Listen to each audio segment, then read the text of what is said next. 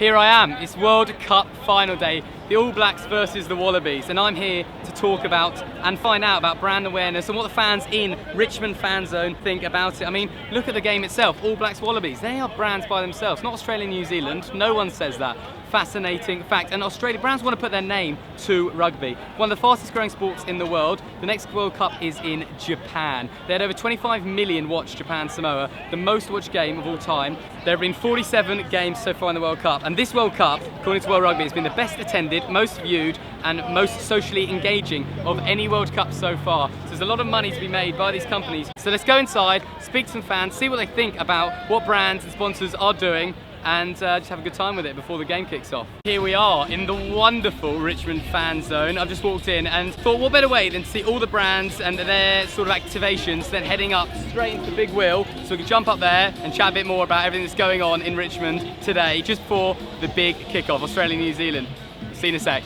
I thought this is the absolute best place to see the activations throughout and then speak to some fans, play a few games and find out what they make of how the brands are really capitalising on the World Cup. Okay, so the logo game, how it works. There are 6 main sponsors. I'll show you the logo, see how many you can name. We'll start with this one. Emirates. Very good. This one? Heineken. Followed by? MasterCard. Lovely. Société Générale, the French bank. DHL. Lovely. And finally? Land Rover. Very good. That's it. Thank you very much for your time. Enjoy the game. Thank you very much. Thank you. Cheers.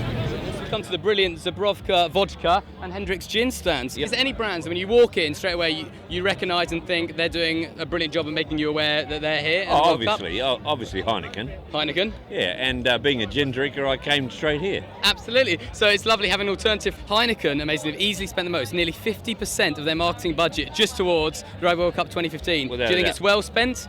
Of course. Rugby is obviously their biggest sponsorship as far as I'm concerned. And in the battle of the brands at the fan zone, who's winning? Well, I would have thought that Heineken would be up there. Thank you very much for your time, Jeff. Yes. It's been a pleasure. Enjoy the game. It's estimated that there will be £2 billion put into the economy because of the World Cup. Do you think it's higher or lower than £2 billion?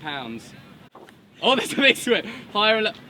1-0, higher. There you are, 2.2 billion. TV forecast all over the world for the entire tournament is projected at 5 billion people. Higher or lower, watching all the games? Lower, 1-0, it's 4 billion. Good on you. This is the decider. How much do you think roughly it costs for a top tier sponsorship in the World Cup? So like Land Rover, like DHL, higher or lower than £5 million? Higher's the winner. Yep, 6.45 million. Congratulations. Your prize is just victory over. Happiness. You get a smile and a rose on your head. Lovely. Yes.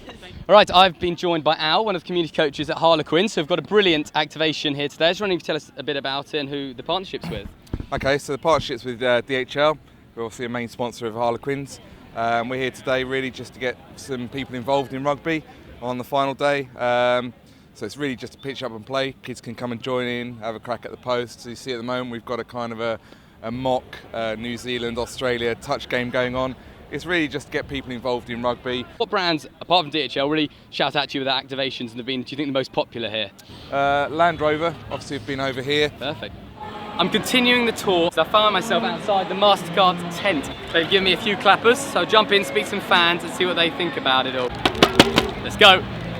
What you can do here, you join on stage. At the moment behind me, we're seeing a little haka. I listen to the roar when it's finished. They've got it just right, it appeals to all ages, and the response has been pretty great so far. They've got a huge social media campaign. Anytime you do anything, pictures, videos, hashtag 44 days of crazy, and they're giving out gifts galore. Christmas has quite literally come early in this MasterCard tent, and everyone's having a really good time. So well done, MasterCard, you've nailed it.